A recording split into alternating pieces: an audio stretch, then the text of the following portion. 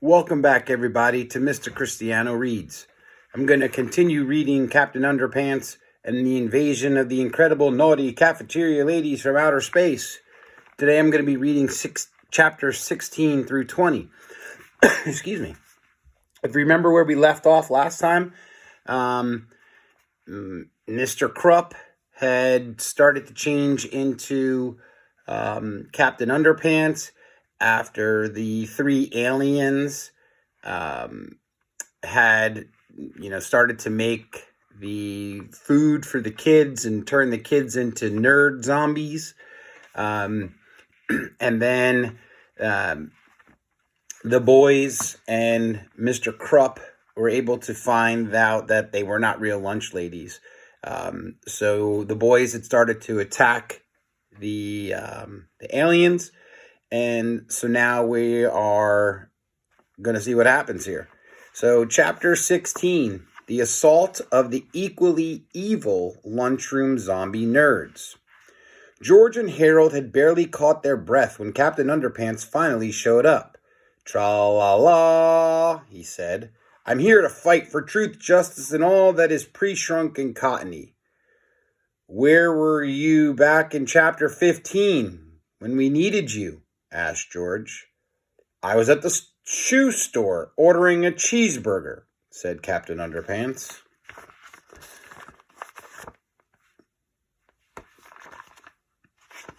While our three heroes were talking, nobody noticed that Zorks, Clax, and Jennifer had slithered away. The wounded space guys approached the lunchroom loudspeakers and called for their evil zombie nerds. Zombie nerds, instructed Jennifer. Destroy Captain Underpants and his little friends too. Soon, every evil zombie nerd in the entire school put down their Omni magazine and headed for the cafeteria. Must destroy Underpants, they groaned. Must destroy Underpants. Suddenly, our three heroes were surrounded by evil, vicious zombie nerds. Closer and closer they came. Oh no, cried George. What do we do now? To the underwear cave, shouted Captain Underpants. There is no underwear cave, said Harold. Really? Said Captain Underpants. Well, let's just climb up the ladder instead.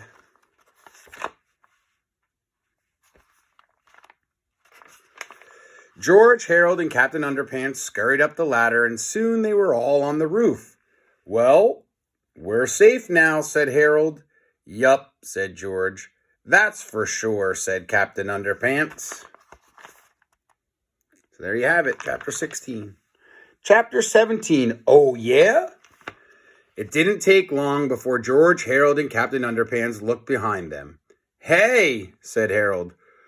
What's that big spaceship thingy doing on the roof of the school?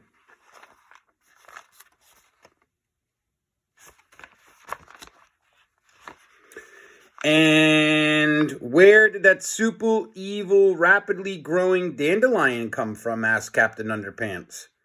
George and Harold gasped. They looked at each other with the sudden panicked realization that only children who have accidentally created a giant mutated garden nuisance would know.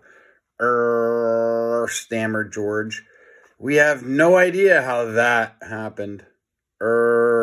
Yeah, said Harold. Absolutely no idea at all. At that moment, the door to the roof swung open. Zorks poked his evil head out and shouted, We've got you now!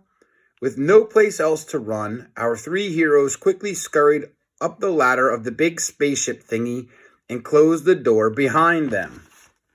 Oh, that is one evil-looking dandelion over here.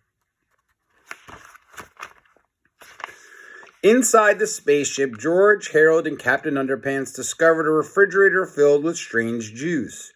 Look, said George, here's a carton of anti-evil zombie nerd juice. How convenient. And look at this, said Harold, a carton of ultra-nasty self-destructive juice. Now this could come in handy. And look what I found, said Captain Underpants. A whole carton of extra-strength superpower juice. Hey, give me that, said George, snapping the carton out of Captain Underpants' hand. Chapter 18, Space Slaves.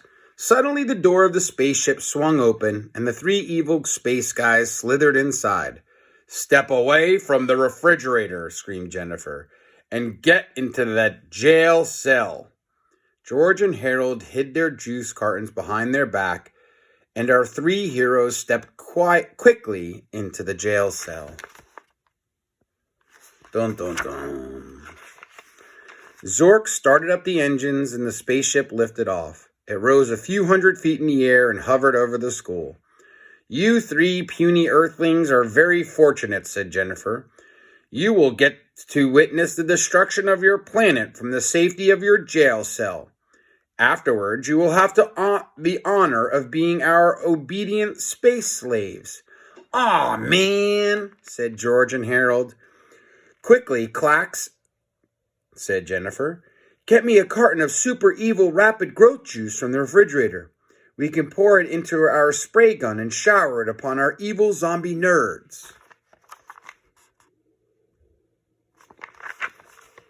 Chapter 19. The Big Switcheroo. Clax returned with a carton of super evil rapid growth juice and placed it on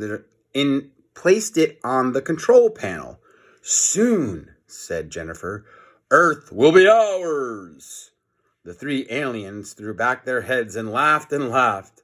Suddenly, George got an idea.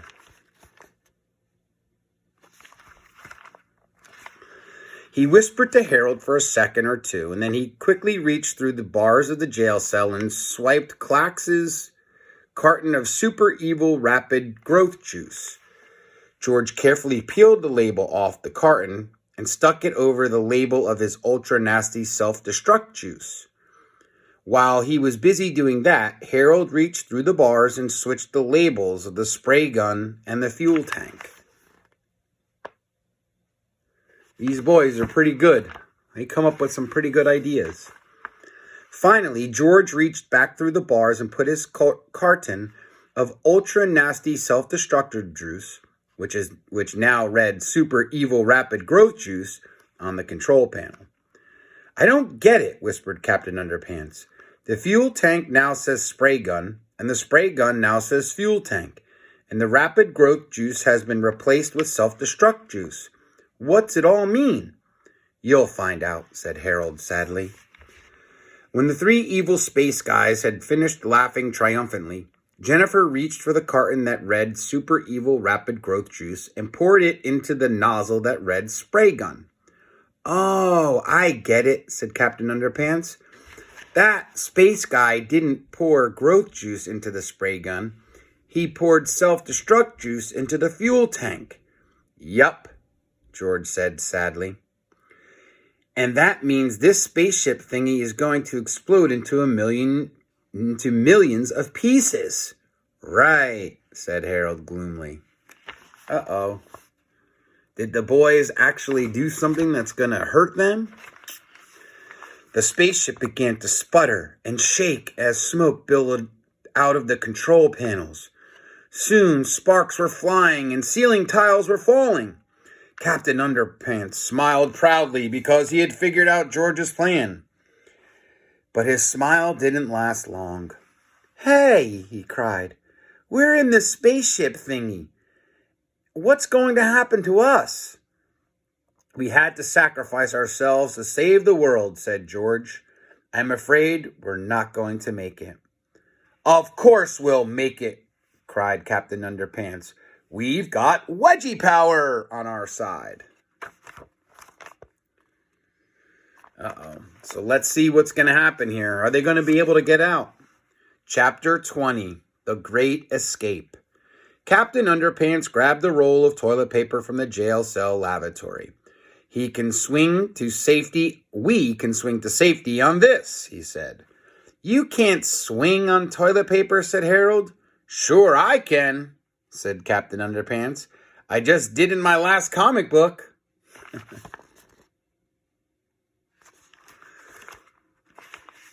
Captain Underpants opened the jail cell window and tossed the toilet paper into a tall tree below them. "Come on, fellas," he said.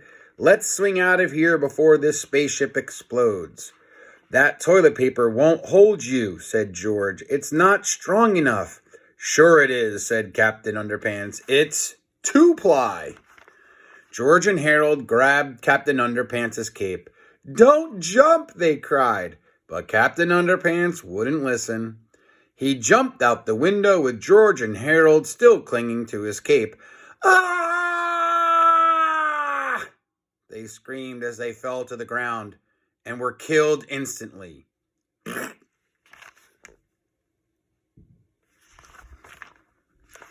Just kidding. Of course, the toilet paper could not support the weight of our 3 heroes for a moment, and for a moment it looked like they were doomed. Suddenly, Captain Underpants' red polyester cape opened up like a parachute. Flop! George and Harold and the waistband warrior floated down safely as the spaceship above them exploded. Kaboom! "Hallelujah!" cried Harold. "We're not gonna die! We're not gonna die!"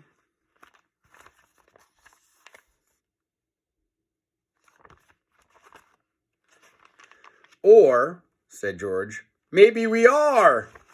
Oh no, look at that. They're floating right down into that nasty dandelion.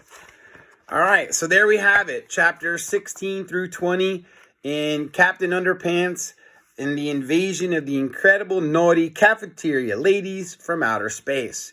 So in today's episode, the boys and Captain Underpants were trying to escape the 3 aliens. They got up to their spaceship. They were trying to get away, and they switched some of the ingredients that they wanted to use, and the spaceship exploded, and the boys and Captain Underpants were able to escape. But looking at our last picture in the page, they're floating down, parachuting down right into the mouth of that giant dandelion. It's going to be interesting to see what happens, see if they can make it. So hope you'll come back for the rest of the story, and have a great day, and we'll see you next time. Bye-bye.